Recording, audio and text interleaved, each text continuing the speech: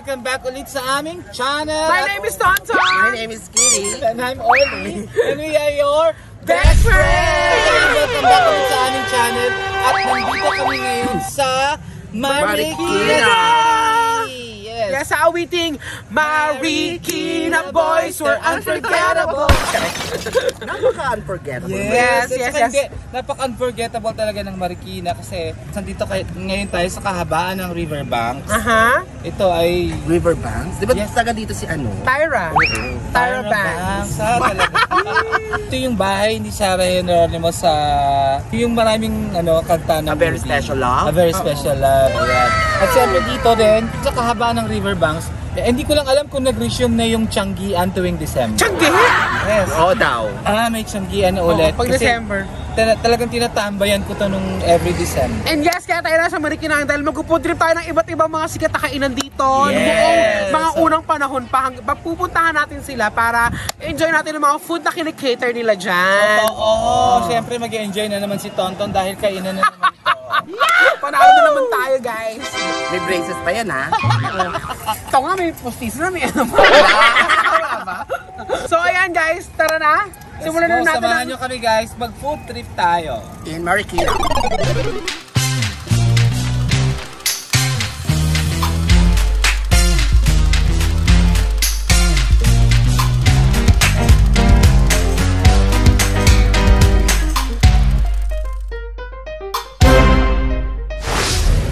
Isa namin pupuntahan medyo malayo kaya aangkas ako. Let's go, Angkas mo na siya sa akin. Ay!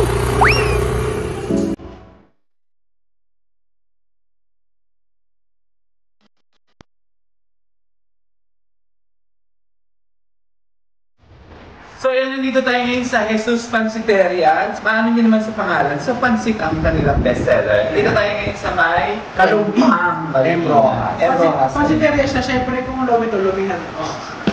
Pero hindi, bukod sa pansit, marami silang ino-offer. Makikita nyo ngayon sa aming montage. Ayan. Iba-ibang kulang. Well, marami silang sinuserve dito pero pinaka-best selling nila yung kanilang signature na lechon pansit. Ikon. So ayan, titikman na muna natin. Let's go. So apat po ito dahil syempre kakain din aming shooter. Makasakali na. Hindi namin siya tinapakain. Since 1982 po. 83. So 40 years na siya nag-work, nag-operate. Tsaka dito lang talaga full year ang Pasko. Bakit? Hindi nila inilas kasi magpapasko naman na ulit. Yes. Si Miso kasi hindi pa siya nag-lunch. Ito yung first up natin, favorite niya pansit. Ako hindi ako masyadong mahilig sa pansit pero tatry natin siya. Ano bang story mo sa pansit? Ang mga Chinese kaya sila sikat. Dahil Pansit na naman! At saka ako, hindi ako mahilig maglagay ng kalamansi sa kahit anong pagkain. ako gusto ko. Dapat parang na-report natin, medyo saucy, no? Meron kaming ganung pansit yung medyo saucy, tapos medyo mamantika. Ito malapit na. Pero masarap. Masarap siya pamerienda, di ba? Ang pansit pamerienda naman talaga. Ikaw ano gusto mo? Ilimot o kanton? Ako kanton. Ako kanton. Ako yung sabihin.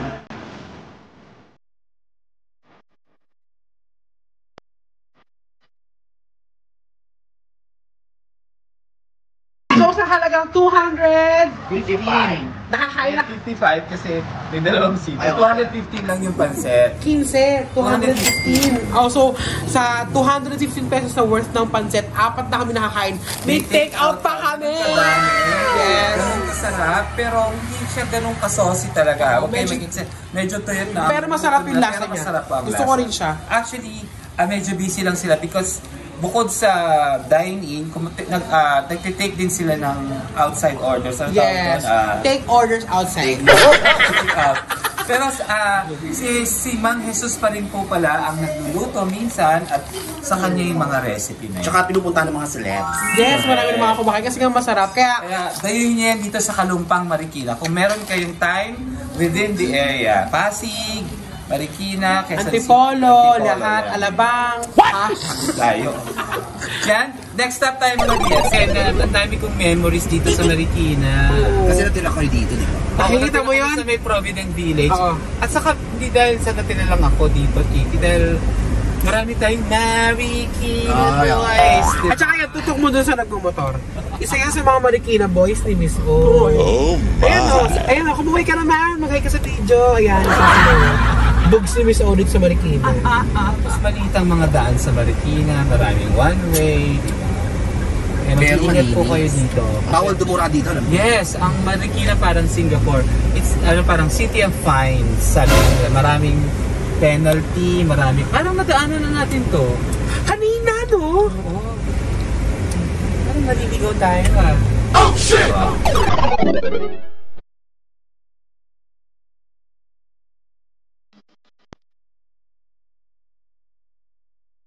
So, nandito pa rin tayo sa Kalumpang, Marikina. Nandito naman tayo ngayon sa Mang Frederick's Barbecue. Naku, ito po ang pinakamatagal na barbecuehan dito sa Marikina since 1964. 64? Ayun na, 1964. Kapanganakan ng mama ko yun. Oh, kita mo. Kasi tanda ng mama ko yung barbecue. Ayun, syempre, makakasama natin si Mami Evelyn. Ayan, Mami Evelyn. Kasama niya si Jessica Alparo. Mother, kayo ba may isa sa may-ari dito? Anak po kayo ni Mang Frederick. Siyang may original recipe. So dito kumakain sila Andres Bonifacio, 1964. Ako makain dito sila Chora Aquino. Ayan, at bukod sa barbecue, syempre nagtitinda rin sila ng isaw ng baboy, balat ng baboy, liempo, and Tenga. And tenga. Actually, yung unang pinuntahan namin branch kanina, ano yun, walang pwede Walang kumain. dine-in, Walang take out dine-in. lang. Yes. Ilang branch po meron ng Mang Frederick's? Oh, tatlo. Meron dito sa Bayan, sa M. Cruz dito. M. Cruz Street at sa May San Roque. Ang mura. Magkano? 20 pesos ang barbecue nila. So ayan, titikman na natin mga BFs. Ang kanilang barbecue. Dito po, Mami Evelyn, ilan po kayo magkakapatid? Lahat po kayo may share sa business na to o kayo na lang po? Lahat po. Ay, okay.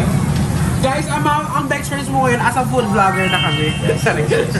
Anong pinakamaasim na suka? Ano ba? Bukod sa sukang ano? Suka paumbong. Tao. Sukat. Pinakurat. Pinakurat. Suka. Dahil suka ng pusa. Yun ang pinakamaasim. Oh my God, ang sarap. Sarap. Tsaka tanungin natin si Mother kung anong haircut yung ganyan. Anong part po ng baboy ito? Bigyan sa kakashi. Lambot. Basta kamura guys ha, for 20 pesos only. Sarap. No wonder ba't ang tagal na ng barbecue nila kasi masarap talaga. At saka nakakatawa yung pwesto nila malilinis lahat. Dito kasi sa Marikina, malinis talaga sila. Bawal magkalat. Sa mga magpo-food trip sa Marikina, dayuhin nyo to dito ha.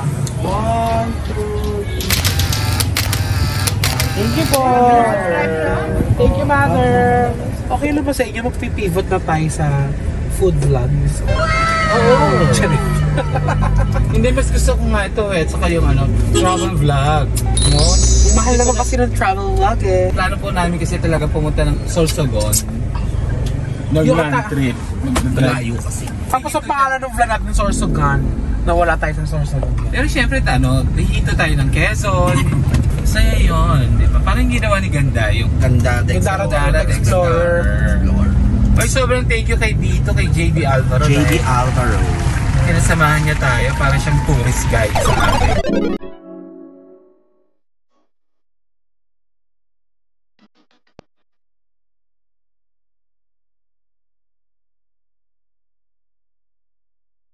So ayan, this time nandito tayo sa Aton Fried Chicken. Ayan.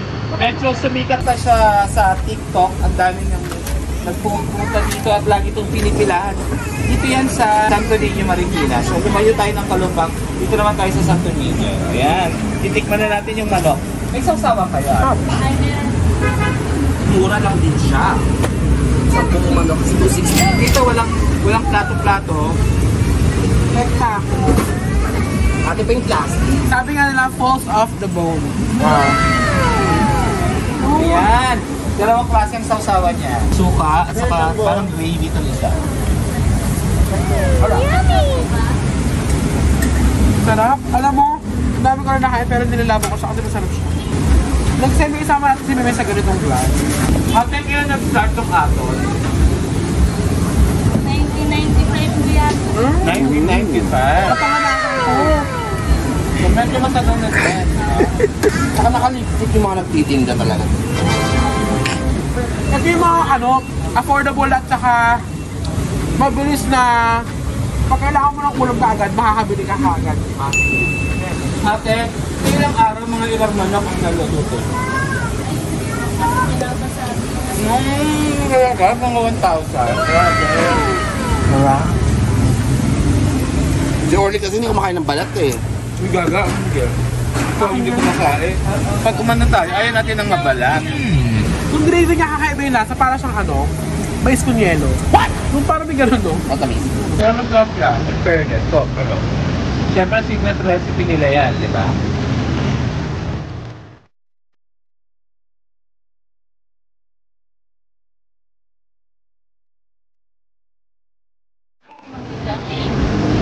Sarap guys! Ate, thank you so much!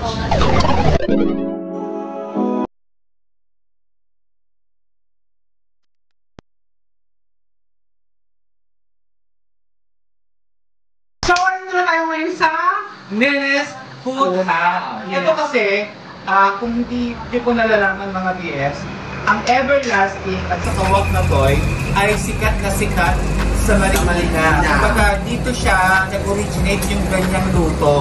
Everlasting, para siyang embutido, para siyang hardinera ng queso kasi niluluto siya sa Vianera. So nandito ngayon si Ate Nene, may-ari ng Nenes Food House, para ikwento sa atin o sabihin sa atin kung paano yung recipe, kung bakit siya tinawag na ganyan. Ito yung Everlasting, paborito ng taga Marikina. Special din yan ng taga Marikina na halos lahat dinadayo yan ng mga taga ibang lugar. Ito, lang siya, parang diniling lang siya. Ayun, i-mamarinate mo siya sandali, igisa mo siya, lalagay mo, tapos palalamigin mo, tapos pagka malamig na siya, lalagyan mo na siya ng mga egg. Yung pang-bind. Yung para mabuo lang siya yung egg. Hindi ako naglalagay ng mga harina. Talagang walang cornstarch. Pure egg. Pure egg siya, kaya masarap yan. Tapos, tsaka ko siya ilalagay sa lanera. Yung lanera, lalagyan ko siya ng butter, plastic, tapos tsaka ko siya bubuuin. I-steam ko na siya ng 30 minutes. Pwede rin 30 minutes, okay na siya. Bukod sa plastic, pwede rin yung dahon ng saging, di ba? Yung dahon ng saging.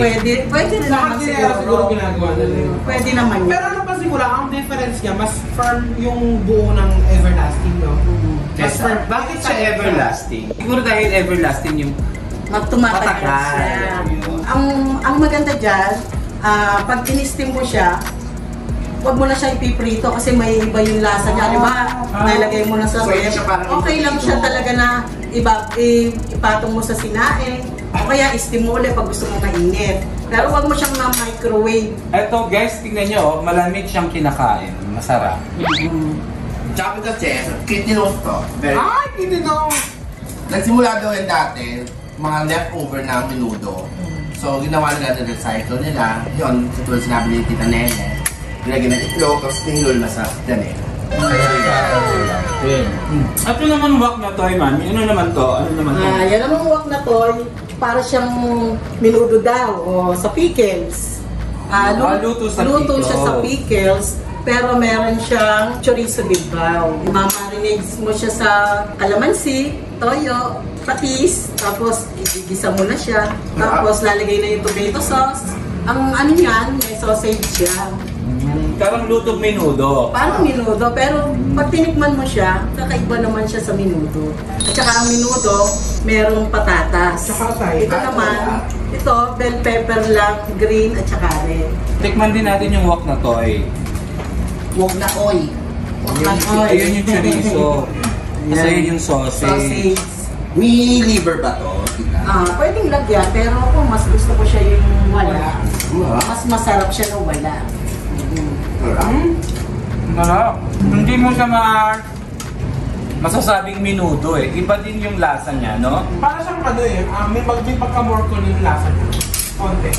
Ito palang everlasting, pwede rin po siyang pork and chicken. Itong kinakain natin ngayon, chicken daw siya. Saka meron nga pala yan na nilagang Panghanda. panghanda. Parehas, ito din, panghanda. Magkano po ang isang galon? Ito, ang isang tab nito, 250 siya. Okay. Tapos ito naman, 350, 500 grams na siya. Good for 5 person na yan. Ito yun. Yan yun. So araw-araw kayo gumagawa ng ganito? Oo, araw-araw. At lagi nauubos dito? Lagi naman siya nauubos. Nagustuhan niyo ba? So wala kayong umorder daw kay tita, kahit nasa... Pwede kayong umorder. Meron akong bulk order. Ano Kahit po 3 Facebook days nyo? before. May Facebook po kayo? Meron akong Facebook. Dennis Food. Ayan, Dennis Food House.